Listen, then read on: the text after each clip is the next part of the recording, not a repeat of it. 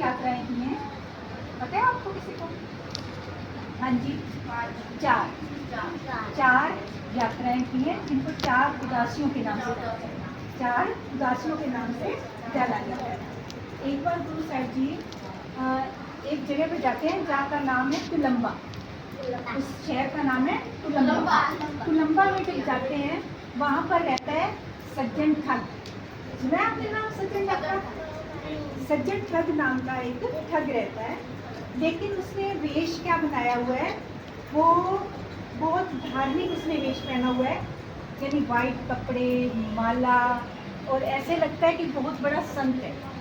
उसने धर्मशाला बनाई हुई है, रहने के लिए क्या बनाया हुआ है? धर्मशाला। धर्मशाला के एक तरफ उसने बनाई हुई है मस्जिद, एक तरफ बनाया हुआ है मंदिर, ठीक है, बीच में रिहाइश के लिए धर्मशाला, ठीक है। अब क्या होता है, जो जो लोग आते हैं वहाँ पर वो क्या करते हैं, उसने बाहर से तो ढोंग किया हुआ है कि भाई मैं बहुत बड़ा संत हूँ, वाइट कपड़े हैं उसके, माला पहनी हुई है और बहुत ऐसे लगता है, लेकिन उसका काम क्या है, लोगों को भरमा के उनके खाने में जहर मिला के उनसे सारा कुछ लूट लेना और फिर उनकी लाशें जो है ठिकाने लेना। ये काम है उसका। नाम उसका सज्जन है, लेकिन काम वो करता है ठगों वाले, लुटेरों वाले। समझ आई? कहाँ का रहने वाला है? तुलंबा शहर। तुलंबा शहर का रहने वाला है। एक दिन में क्या होता है, इत्तेफाक से गुरु नानक देव जी कहते कलयुग की जीवों का उद्धार करने के लिए आए हैं ना गुरु नानक पातशाह। उन्होंने इतनी यात्राएं की हैं, मक्का मदीना तक गए, कहाँ नहीं गए, हर जगह गए गुरु नानक देव जी। तो उसके पास पहुँच जाते हैं। उसके पास पहुँचते हैं तो गुरु साहब को तो पता है इसका काम क्या है, वो तो जानते हैं इसका क्या काम है, पर बड़े इत्मीनान से चले जाते हैं।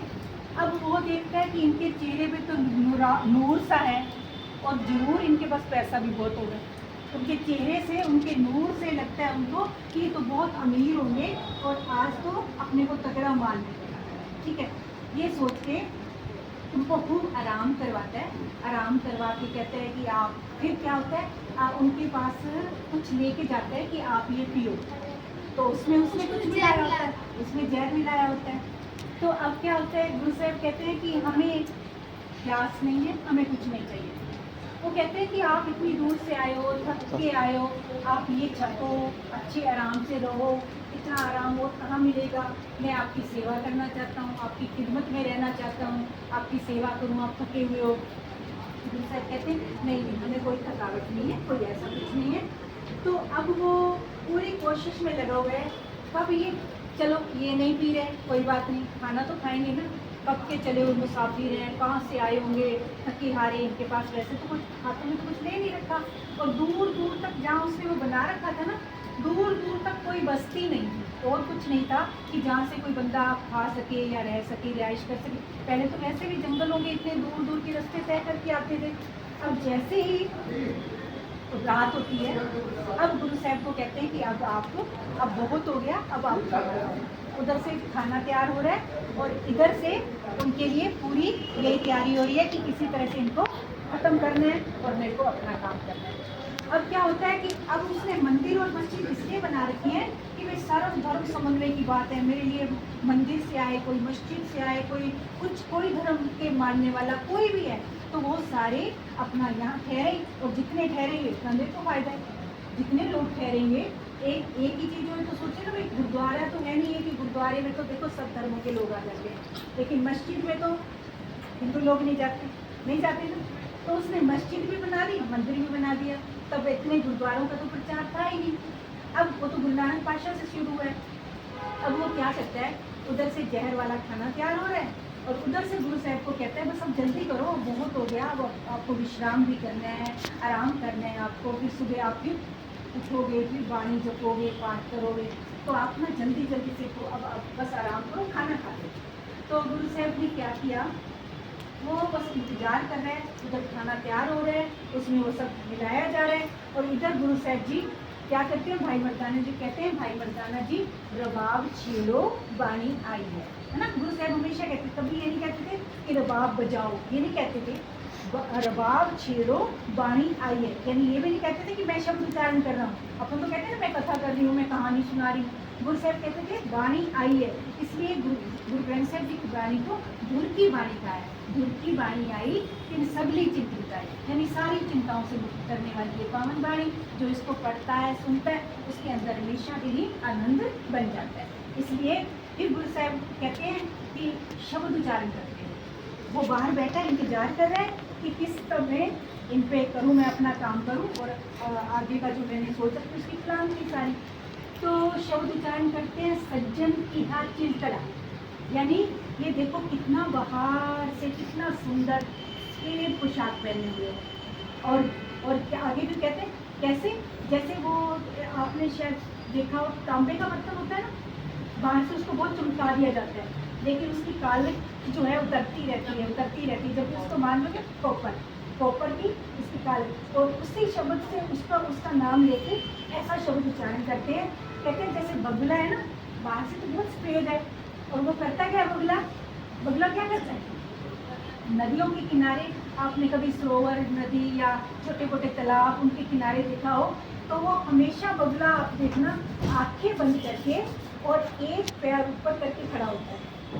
ये छोटी सी बात मैं आपको साथ में बता रही हूँ, बगुला हमेशा आंखें बंद करके और अपना एक पैर ऊपर करके खड़ा होता है। जो छोटी छोटी मछलियाँ होती है ना, जो उस तालाब की सरोवर की उसकी मछलियाँ होती हैं, वो सोचती हैं कोई संत आए हुए हैं और वो आपस में मछलियाँ आपस में बात करती हैं कि चलो अपन संत के दर्शन कराते हैं। भाई संत आए हैं, अपने द्वार पे आए हैं, यानी वो तो उनका घर है, पानी उनका घर है ना, मछली जल की रानी है, जीवन उसका पानी। पर बचपन में सबने पढ़ी है ना, ये हाथ लगाओ डर जाएगी, बाहर निकालो मर जाएगी, सबने बोली है ना ये पोएम। तो फिर क्या होता है, वो ऐसे सोचती हैं, वो मछलियाँ ऐसे सोचती हैं कि ये तो कोई संत आए हैं, चलो बहन अपन उनके दर्शन कराते हैं। अब देखो जैसे ही वो मछली एक बाहर आती है, मछली जैसे बाहर आने लगती है, वो आंखें धीरे से खोलता है, चिपक करता है, चोंच में मछली को पकड़ता है और उड़ जाता है, खा जाता है उसको, है ना। इसी तरह से जो बाहर से वेश बना के बैठे हैं, जो संत बने बैठे हैं, डेरे लगा के बैठे हैं, दोनों लोगों को भरमा रहे हैं, गलत रस्ते डाल रहे हैं और उसके लालच में अपना वो कर रहे हैं, तो उनकी तुलना से की जाती है बगले से की जाती है। और जो सच्चे परमात्मा से जुड़े हुए लोग हैं, उनकी तुलना, संतों की तुलना, सच्चे संतों की तुलना किससे की जाती है, हंस एक ऐसा पंछी है जो दूध और पानी को अलग कर लेता है। पता है आपको, हंस की चोंच में एक ऐसा रसायन लगा हुआ है, ईश्वर ने लगाया, कुदरत की तरफ से लगा हुआ है। वो जैसे ही एक मिनट से वो जो उसका है ना कि उसका चोंच में ऐसा लगा हुआ है कि वो पानी और दूध मिला के रख दो, अगर जैसे ही वो चोंच उसमें डालता है, डालते ही दूध की इतने पीसेस बन जाते हैं पनीर की तरह, वो उसको खा लेता है और पानी बिल्कुल अलग हो जाता है। दूध क्षीर भी देखी आपने कभी सुना हो, पानी और दूध को अलग करने वाला वो प्रवृत्ति है हंस की। तो कहते हैं हंस तो देखो बाहर से भी सफेद है, अंदर से उसका मन भी निर्मल है, और बगला जो है बाहर से सफेद है हंस की जैसे, लेकिन अंदर से कोट भरा हुआ है, उसके पाप ही पाप भरा हुआ है ना। अब वो जीवों को खाने वाला, और ये हंस हमेशा मोती खाता है, मोती चुनता है, सुच्चे मोती खाता है और कुछ नहीं, ये लड्डू मछली ये कुछ नहीं खाता। अच्छा खैर, फिर गुरु नानक पातशाह ऐसे शब्द उच्चारण करते हैं ये प्रमाण देके, और जैसे ही वो सुनता है ना उसका अंदर तक कांप जाता है।